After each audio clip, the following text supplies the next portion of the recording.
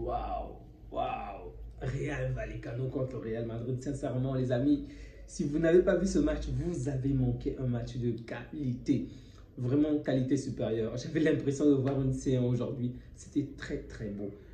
Ça fait plaisir de voir une équipe qui joue contre des grands, mais qui ne joue pas le bus, qui attaque, qui a des idées de jeu, qui est très bien en fait. Et là, je me dis, est-ce qu'elle ne se surpasse pas juste contre les grands? Parce que on a vu le match de Rayo contre l'Atlético, on a vu contre le Real Madrid, contre le Barça, contre le Real. Cette équipe joue tellement bien, vraiment tellement bien. Et tu vois son classement, tu te dis, avant que ce match commence, elle était 14e. Grâce au point contre le Real Madrid, elle est passée 13e en ce moment.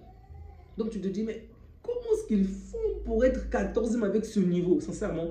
Même les journalistes, ils étaient en extase, ils criaient que ce n'est pas le Real Vallecano, mais c'est le Barça. Vraiment, le jeu était clair et net. C'était vraiment un bon jeu.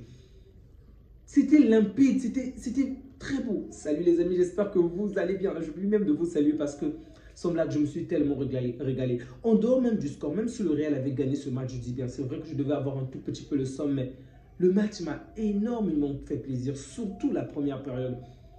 Le Real a commencé le match et pendant les 36 premières minutes, le Real avait en face, en fait, l'équipe en face était tellement forte que le Real était en train de suffoquer encore et encore. Et ils vont parvenir à marquer les deux premiers buts.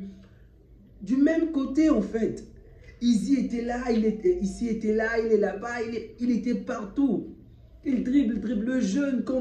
Combien de fois le jeune a réalisé des actions exceptionnelles aujourd'hui? Vraiment, je me suis régalé. Vraiment, je me suis régalé. C'est vrai qu'il y a des petites choses que j'aurais souhaité que ça se termine bien évidemment en faveur du Rayo Vallecano, mais c'est bon, on va se contenter de ce score de 3-3 partout, en espérant juste que le Barça va gagner son prochain match, mais bon. On était à ça, à perdre notre première place, et voilà que le voisin également fait du n'importe quoi. Mais qu'est-ce que le Real cherche en fait? Même lorsqu'on trébuche, également ils font que trébucher encore et encore. Sincèrement, ce championnat, cette compétition aujourd'hui, il y a tellement de suspense. C'est pas facile de savoir qui va gagner, qui ne va pas gagner. Vraiment, c'est un marathon, un long marathon. Et j'ai vraiment hâte que l'on puisse mettre de l'écart entre le Barça et le Real. Sincèrement, que l'on prenne la première place avec assez de points. C'est devenu stressant. À chaque match, je regardais constamment les points. Je regarde constamment les points. Qu'est-ce qui a gagné, qu'est-ce qui a perdu. Comment ça se passe avec l'Atlético de Madrid. Vraiment, c'est chaud. Donc, pour moi, l'homme du match est de très loin. Je n'ai pas vu qui a été nommé homme du match, mais pour moi, c'est de très loin ici. Il a fait un très bon match. Mais si jamais ce n'est pas du côté du Rayo Vallecano, du côté du Real, je dirais Bellingham. Parce que Bellingham aussi a fait un bon match. Rodrigo a été buteur et passeur, mais bon, il disparaît trop pendant un moment. Il fait un bon match, mais pendant un bon moment, il disparaît comme par magie. Ensuite, il revient, il change des choses, mais bon. Tout ce temps où il n'est pas... L'adversaire a vraiment la possibilité de faire du mal au Real, mettre le Real à terre carrément. Mes amis sénégalais ne m'en voulaient pas, mais c'est ce que je pense. Cissé m'a énervé, vraiment énervé. En début du match, il commence bien avec une pression qu'il met aux joueurs. On sent bien qu'il est là physiquement. Et il a même l'audace de réaliser des tirs puissants. C'est très bien, mais la finition est nulle. La finition est nulle, sincèrement. Tu es devant la surface, tu as la balle, tu es calme, tu vises les gradins. Ils n'ont même pas de gradins derrière le poteau. Je ne sais pas qu'est-ce qu'il visait, le mec. Oh. Bref, sans blague, je me suis vraiment régalé. J'ai vraiment eu l'impression de voir une petite version du Barça. En fait, vraiment, le Barça de Pep, quoi. C'était très, très beau dans les mouvements. Même les gestes techniques, à des moments, ils se défoulaient. Même, rendez-vous compte que les défenseurs de Rayo driblaient les attaquants et les milieux du terrain du Real Madrid au milieu du terrain. Au niveau de la ligne médiane, on a vu le jeune dribbler Vinicius, s'enfoncer dans les lignes, éliminer 2 ou 3 joueurs. Mais quelle audace! Alors que derrière, il n'y a même pas une couverture. Vraiment, j'ignore ce que le coach les a dit aujourd'hui, mais bravo à ce coach, vraiment bravo. Malheureusement, il y a de moins en moins des équipes qui viennent avec des intentions claires, qui veulent vraiment jouer contre des grands. La plupart viennent juste pour faire le bus, mais l'équipe de Pérez s'est donnée à fond et ils ont fait un très bon match, vraiment. C'est vrai que ça va peut-être faire mal, peut-être qu'ils ne puissent pas gagner parce qu'à 2 fois, dans ce match, pendant 2 fois, ils ont mêlé le Real au score. Ils marquent le premier but, ils marquent le deuxième but. Finalement, le Real revient à 1 but, 2 buts à 1, 2 buts partout. Mais ils auraient pu mériter vraiment la victoire. Sincèrement, ils auraient pu mériter la victoire. Ce qui m'a un peu frustré, ce sont les actions que si ça manquait, ok, devant la surface, Et quelquefois où ils ont un tout petit peu manqué de justesse, surtout en première période, parce qu'en deuxième période, le jeu était quand même assez, on va dire, sur les 10-15 premières minutes, c'était assez éparpillé, ok? Il n'y avait plus vraiment cette qualité de jeu pendant un bon moment. Et du coup, il a fallu que le Real marque pour qu'il puisse retrouver le zèle, en fait. Et lorsque le Real va marquer, je me suis dit que c'est fini, le Real va gagner comme toujours. Et bien là, non, ils m'ont fait comprendre qu'ils sont là et qu'ils vont faire le taf. Et non seulement ils ont marqué, mais ils sont revenus plus forts. Ils ont vraiment failli faire du mal à cette équipe. Vraiment, ils auraient pu mériter. Vraiment, s'ils avaient gagné, ça n'aurait choqué personne. Vraiment, ça n'aurait choqué personne. Du côté du Real, il y a pas mal de choses à dire. Il y a pas mal de choses à dire. Déjà, Diaz, je ne l'ai pas trouvé exceptionnel aujourd'hui. Il a fait un match plutôt correct. Arda Güler, je dois dire que bravo à lui. 2 fois décisif sur 2 passes. Rien à dire. Mais le joueur qui m'énerve une fois encore, c'est Valverde. Vraiment, Valverde gâche tous mes plans. J'avais déjà projeté que le Real puisse perdre. Mais Valverde, le Real était en train de suffoquer. Le Real ne pouvait pas s'en sortir.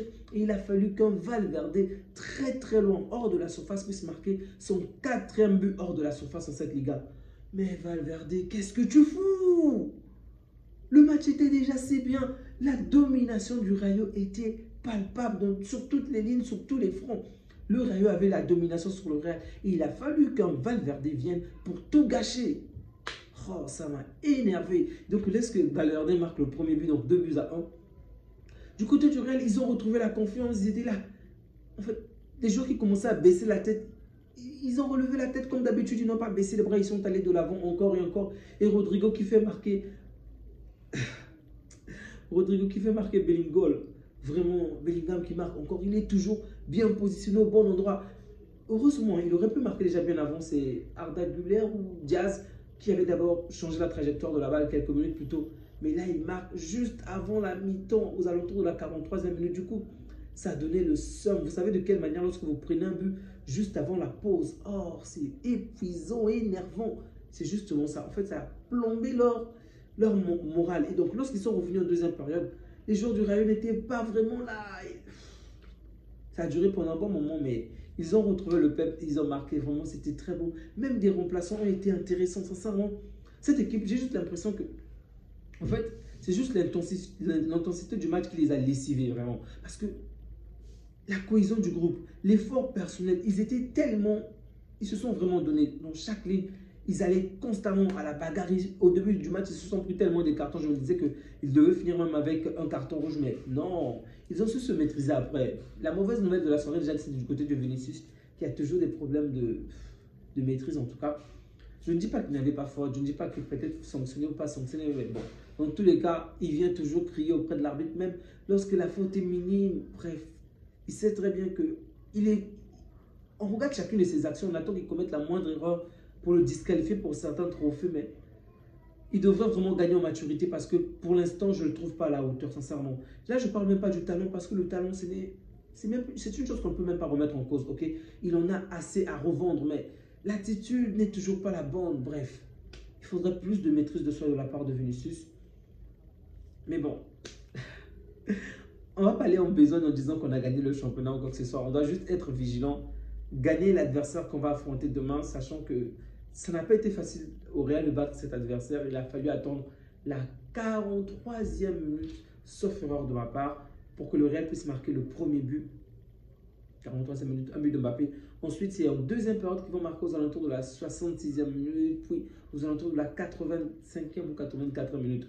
Donc, Leganés n'est pas une équipe à prendre à la légère. Leganés n'est vraiment pas à sous-estimer. J'espère qu'on sera prêt, qu'on va faire un grand match et qu'on va les écraser. Je n'ai rien contre l'Atlético du Basque, c'est une équipe que j'aime, mais apparemment l'Atlético nous colle le Basque, donc en ce moment ça m'énerve. J'espère que l'Atlético également va se casser les dents en attendant notre match. Les amis, prenez bien soin de vous ainsi que des vôtres et que Dieu vous garde. Ciao.